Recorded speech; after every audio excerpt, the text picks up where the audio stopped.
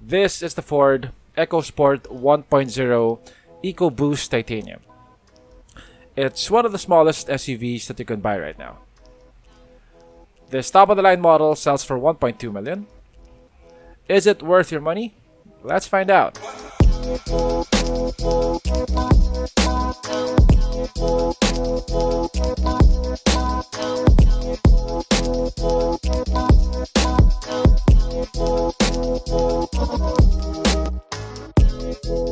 If you're waiting for the next iteration of the Ford Fiesta or Ford Focus, you're out of luck.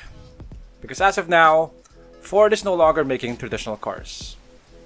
Except for the Mustang, which is probably beyond most people's budgets, and it's also not the most practical vehicle out there.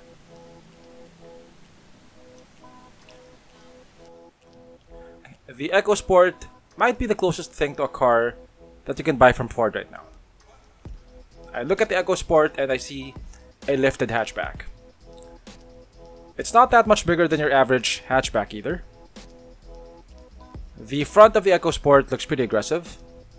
It looks pretty angry with its upswept headlamps and its huge grille. The turn signals and the fog lamps are in one assembly, which I think is positioned too low for the turn signals and a bit too high for the fog lamps. It has reasonably sized fender bulges, which make it look wider and more muscular. It has this upswept crease which runs from the front fender to the taillight. It gives the illusion of a rake, like the front is lower than the rear. It comes with 17-inch wheels with low-profile tires.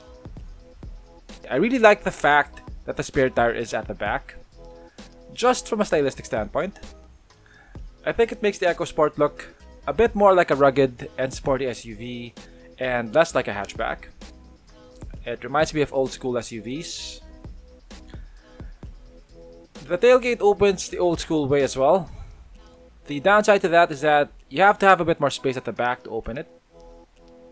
And if a car parks behind you and doesn't leave enough space, you might not be able to open it. Anyway, the compact crossover segment is very style driven. And in a segment populated by the likes of the Kona, the Juke, the Vitara, the EcoSport doesn't look out of place.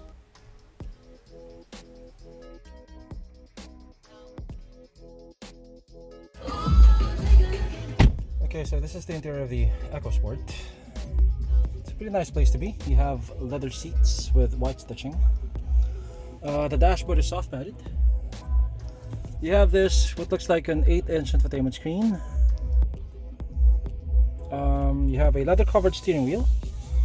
And you have buttons for your infotainment as well as your infotainment, and this is for your display here at the center. You have physical gauges. You have 2 USB ports over here. Single zone climate control.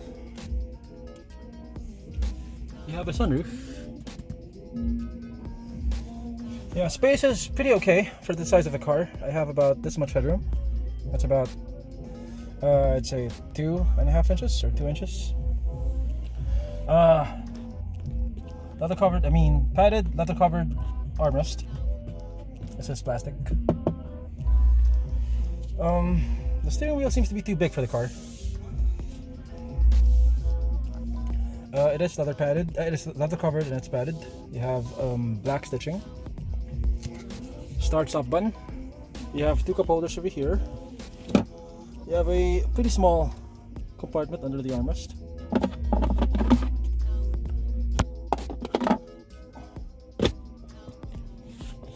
The armrest is adjustable and it's padded.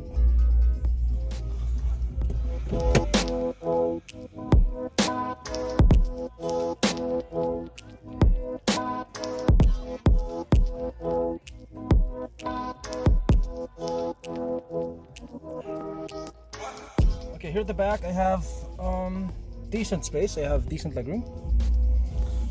The front seat is contoured in such a way that it gives you a lot of knee room. You have a padded armrest. You have a center armrest here with two cup holders. The seats are also leather covered. There's not a lot of bolstering. Yeah. What else?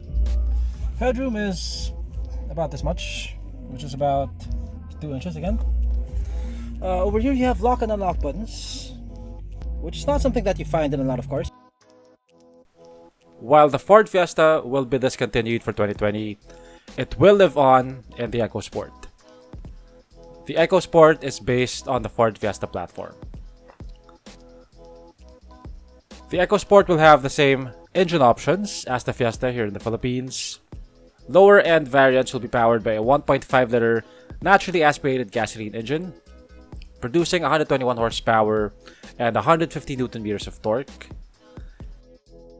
And then the top of the line model will be powered by a 1 liter turbocharged Ecoboost engine, producing 123 horsepower and 170 Newton meters of torque.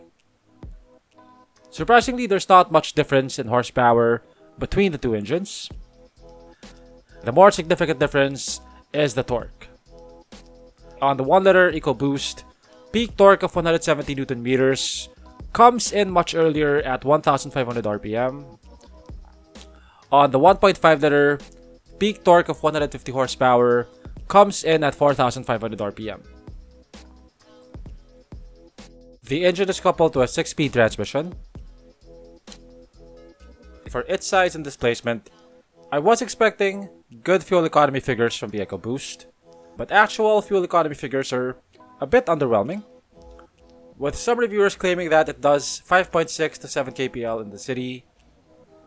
On the highway though, it can do up to 20 kpl.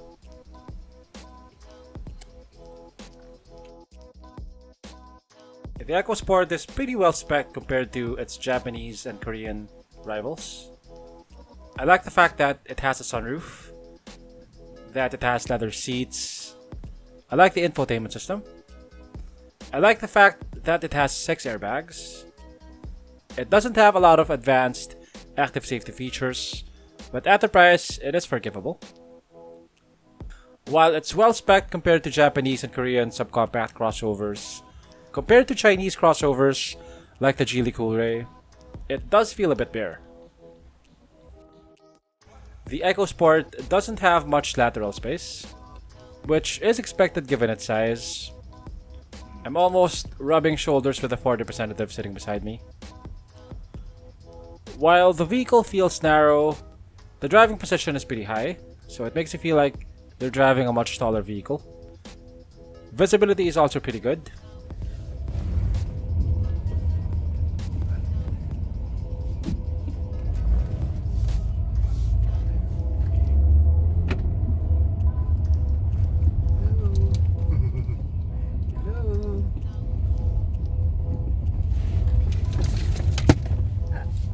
While the Ecosport isn't very fast in a straight line, it is quite a lot of fun to drive on tight tracks like this. It feels light and responsive. Because of its size, it's very maneuverable. The turning radius is pretty light. The vehicle has electric steering, so steering is also pretty light.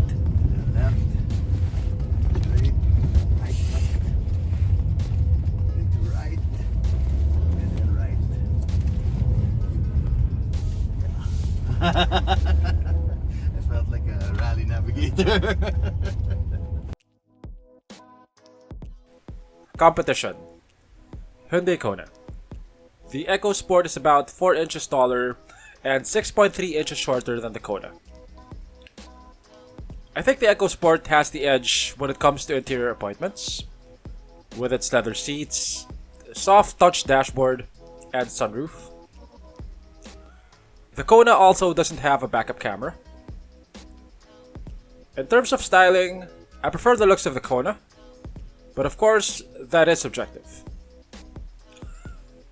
The Kona has the advantage when it comes to engine power and fuel economy.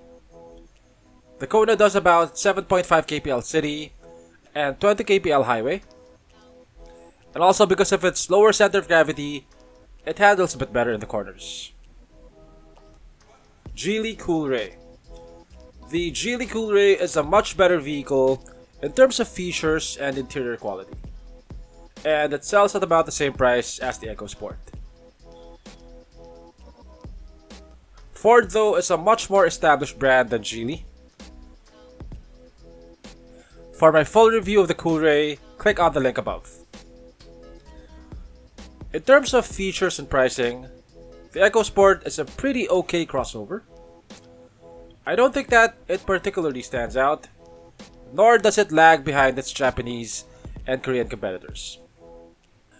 I just wish that it had a bit more power or better fuel economy.